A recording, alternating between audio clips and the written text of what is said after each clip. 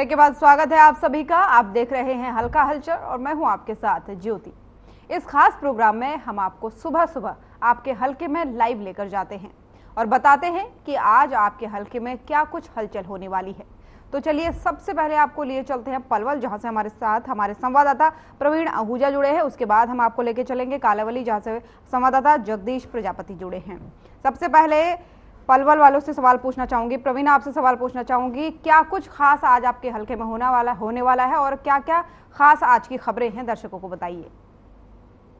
जी, सबसे पहले बात कर लेते हैं मौसम को लेकर। मौसम पिछले 2 दिन से लगातार जो है परिवर्तनशील हो चुका है, पूरी तरह से कोहरा छाया हुआ है और रुक रुक के जो 2 दिन से लगातार पलवल जिले में बरसात भी हो रही है, जिस कारण स्थानीय लोगों को आने जाने में काफी दिक्कत का सामना भी करना पड़ रहा है। इसके साथ साथ ठंड का आगमन हो गया, ठंड जिसे कहते हैं एकदम बढ़ोतरी पर आ चुकी है। और इसका मौसम विभाग की ओर से पहले भी चेतावनी दे दी गई थी कि अब इसी सप्ताह के अंदर ठंड जो है काफी अच्छा रूप ले जाएगी, जिसके लिए अपने आप को बचाना बेहद जरूरी है। और ठंड के इस बढ़ते हुए पलवल के जो बस अड्डा है, वहां पर अभी तक जो गरीब लोग हैं जिनके पास रहने के लिए जगह नहीं, उनके लिए रैन बसेरे के लिए अभी तक प्रशासन की ओर से कोई व्यवस्था नहीं की गई, क्योंकि ऐसे लोग हैं जो रात को ना जाने कहां से मुसाफिर आ जाते हैं। उनके लिए रहने के लिए, रात को सोने के लिए जो है सरकार के आदेश के अनुसार जो उसमें रैन बसेरा बनाना बेहद जरूरी है। लेकिन वहां पर बस अड्डे परिसर के अंदर अभी तक जो पुरानी बसें खड़ी होती है उनमें रैन बसेरा बनाया जाता है, लेकिन अभी तक कई इस तरह की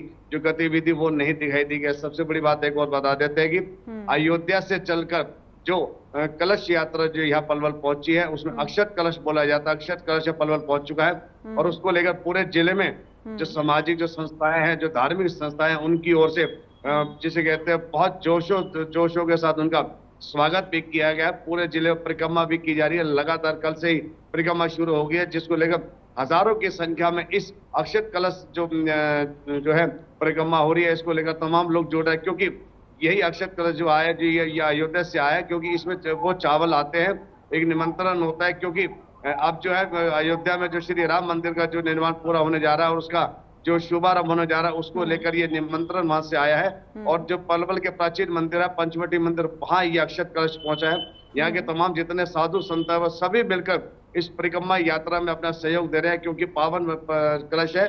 और इस कलश के साथ सभी जितने लोग हैं, हिंदू धर्म के जितने लोग हैं, सभी की इनकी आस्था भी और जो जुड़ी हुई है, उसको लेकर जो परिक्रमा यात्रा जो कल से चल रही है। साथ ही बात कर लेते हैं कोहरे को लेकर। जो कोहरा अभी तक जो है ये आने में समय में काफी दिक्कत देगा। इसके लिए जो पुलिस प्रशासन को चाहिए, जो राष्ट्रीय राजमार्ग के सहारे जो सर्विस रोड है, वहां पर लोगों के अवैध रूप से वाहन खड़े हुए हैं और ऐसे में इनकी दिक्कत बन सकती है, क्योंकि कोहरे के कारण लगातार दुर्घटनाएं बढ़ती है। और जो ऐसे वाहन लगातार पिछले कई दिनों से खड़े हैं, उनके कारण काफी लोगों को आवाजाही में दिक्कत का सामना करना पड़ रहा है। वहीं बात कर लेते हैं पलवल के राष्ट्रीय राजमार्ग 19 पर जो जिला उपायुक्त के साथ जो लगती हुई सर्विस रोड है, उस पर लगातार पिछले कई दिनों से ऐसे वाहन खड़े हैं। यहाँ से लोगों को अक्सर सैकड़ों की संख्या में रोजाना आना जाना होता है। वहां पर इन वाहनों के खड़े होने से काफी दिक्कत का सामना हो रहा है। और ऐसे में ट्रैफिक पुलिस को ज्यादा सजग होना पड़ेगा, ज्यादा सख्ती करनी पड़ेगी।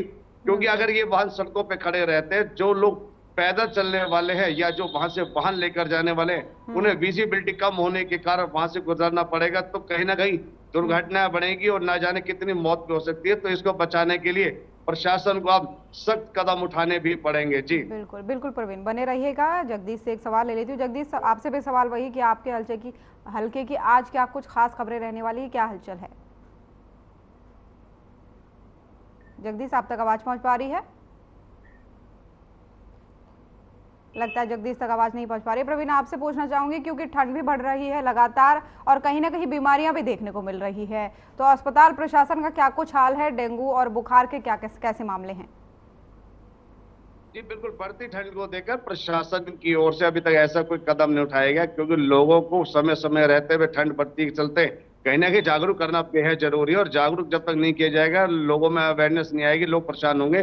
और लगातार ओपीडी बढ़ रही है। और सबसे बड़ी बात है, डेंगू के मामले में फिर से तेजी देखी जा रही है, क्योंकि ऐसे में जब नमी बनती है तो नमी में कहीं कहीं मच्छर पनपता है और मच्छर के काटने से इस तरह की बीमारियां बढ़ती हैं। वही विभाग की ओर से सैंपलिंग तो कार्य तो चल रहा है, लेकिन अब जिसे के जो मजबूती से जो काम है लोगों के लिए, वो अभी तक नहीं हो पा रहा है, जिस कारण स्थानीय लोगों को कहना है कि कहीं ना कहीं आप प्रशासन को स्वास्थ्य विभाग को खास करके इस मामले में सख्ती भी करनी पड़ेगी, क्योंकि लगातार अब ठंड बढ़नी शुरू हो चुकी है। और ऐसे में लोगों को ये भी कहा जा रहा है कि क्योंकि पोल्यूशन भी जो है उसकी भी दिक्कत हो रही है, और पोल्यूशन के लिए कहीं ना कहीं वो मास्क लगा कर रखे या मुंह पर कुछ ना कुछ रुमाल आदि इस तरह का कोई कपड़ा साथ लेकर चले, क्योंकि नमी बनने के कारण ये सांस लेने में भी दिक्कत होती है। जो खास करके बुजुर्ग लोग हैं जिन्हें अस्थमा की बीमारी है, या यूं कहे जो युवा है, जो बच्चे हैं, उन्हें स्कूल जाने में इस समय काफी दिक्कत का सामना करना पड़ रहा है, क्योंकि मौसम बिल्कुल बदल चुका है और पहाड़ों पर बर्फ गिर रही है। बर्फ गिरने के कारण लगातार मैदानी और समतल क्षेत्रों में इस तरह की ठंड बढ़ेगी और लोगों को आने समय काफी दिक्कत का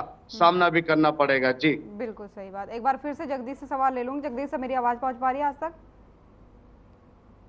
चलिए, कोई बात नहीं, हो सकता है नेटवर्क की समस्या हो, क्योंकि मौसम लगातार गड़बड़ हो रहा है। प्रवीण जी, आप ही से पूछना चाहूंगी फिर से, बच्चे, क्योंकि लगातार जब ठंड बढ़ रही है तो कहीं ना कहीं बच्चों को स्कूल जाने में भी दिक्कत आ रही है। बच्चों के स्कूल का टाइमिंग क्या है और स्कूल प्रशासन की तरफ से क्या क्या एहतियात बच्चों को बताई गई है?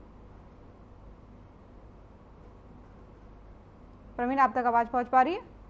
बच्चों का स्कूल का समय हो जाता है, चले जाते हैं, लेकिन अब कहीं ना कहीं अब समय में लगता है कि प्रशासन की ओर से कहीं बदलाव करता नजर आएगा, क्योंकि ठंड बढ़ रही है और ठंड के कारण बच्चों को उठने में और स्कूल जाने में काफी दिक्कत का सामना करना पड़ता है। पहले जो स्कूल हुआ करते थे 8 बजे से लेकर लगभग 2-2:30 बजे के आसपास होते थे, अब शायद 1 से 1.5 घंटे में कहीं से समय में बदलाव देखा जा सकता है, क्योंकि आने वाले समय में ठंड बढ़ेगी और ठंड के कारण बच्चों को काफी दिक्कत होती है। वही प्रशासन को कहीं ना कहीं ऐसे समय में कहीं ना कहीं लोगों को एडवाइजरी जारी करनी पड़ेगी कि ठंड से बचाव के लिए वो भी अपनी व्यवस्था खुद बनाकर रखे और जितना कम निकल सकते हैं वो निकले। अगर जहाँ जरूरी हो तो उस काम के लिए वो अपने घरों से निकले, क्योंकि परिवर्तनशील मौसम है। तो और सबसे बड़ी बात है कि लगातार 2 दिन से बरसात चल रही है। ऐसे बरसात में वैसे भी सड़कों पे आवाजाही कम हो जाती है, कम लोगों को देखा जा सकता है। और सबसे बड़ी बात है कि जो है इस समय शादियों का सीजन चल रहा है, तो उसको लेकर भी काफी भीड़ देखी जा सकती है। लेकिन बरसात के कारण लोग अब घर से कम निकल पा रहे हैं, क्योंकि मौसम बदल रहा है, तो लोग ज्यादातर घर रहना ज्यादा पसंद कर रहे हैं। जी बिल्कुल सही बात आपने कही। बरसात कहीं ना कहीं, कल भी कई राज्यों में बरसात हुई है, जिसके बाद से अचानक से ठंड बढ़ी है और ठंड का ये चरम हम कह सकते हैं। प्रवीण, अब मैं जगदीश आपके पास आना चाहूंगी, कालावली से आप जुड़े हुए हैं। आप बताइए, आपके हल्के की आज क्या कुछ खास खबरें हैं, क्या कुछ हलचल रहने वाली है? की बात करें तो मौसम में जो कोहरा है वो छाया हुआ है और जो AQI है वह भी बढ़ता नजर आया है। जो दमा के मरीज हैं उनको काफी समस्याएं आ रही हैं और मरीज है दिन प्रतिदिन बढ़ते जा रहे हैं। उसको लेकर कहीं ना कहीं अगर प्रशासन की बात करें तो प्रशासन की ओर से एडवाइजरी जारी की गई है कि बिना मास्क के घर से ना निकले, बिना जरूरत के ज्यादा जो दमा के मरीज हैं, जो छोटे बच्चे हैं, वह घर से ना निकले। क्योंकि पिछले दिनों भी देखने को मिला था कि दीपावली पर जो पराली भी जलाई गई थी, दीपावली पर पटाखे चलाए गए, कल गुरुपुर पर भी काफी जो संख्या में पटाखे चलाएंगे, उसको लेकर प्रदूषण है जो बढ़ता नजर आ रहा है। भाई अगर बात कर ले किसानों की, तो किसानों को इन दिनों में बड़ी समस्याएं दिक्कतें होती नजर आ रही हैं। अगर बात कर ले धान की, तो धान की 10 से 15% फसल है जो खेतों में भी खड़ी है और सरकार की ओर से परचेज बंद कर दी गई है। उसको लेकर जो प्राइवेट संचालक है वह धान को MSP से 200 रुपया कम और 12 से 13 किलो प्रति क्विंटल के हिसाब से काट के नाम पर काट रहे हैं। उसको लेकर लगभग किसानों की बात करें तो 500 से 600 रुपए प्रति क्विंटल चूना लगने का काम किसानों को किया जा रहा है।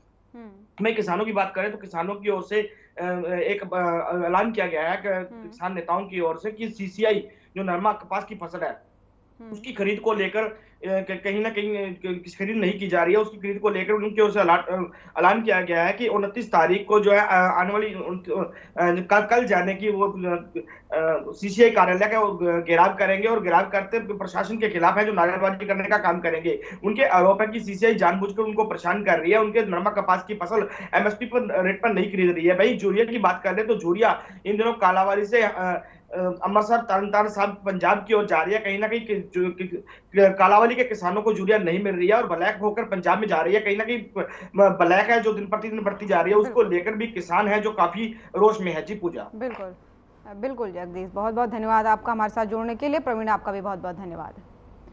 तो हल्का हलचल में फिलहाल इतना ही। नमस्कार।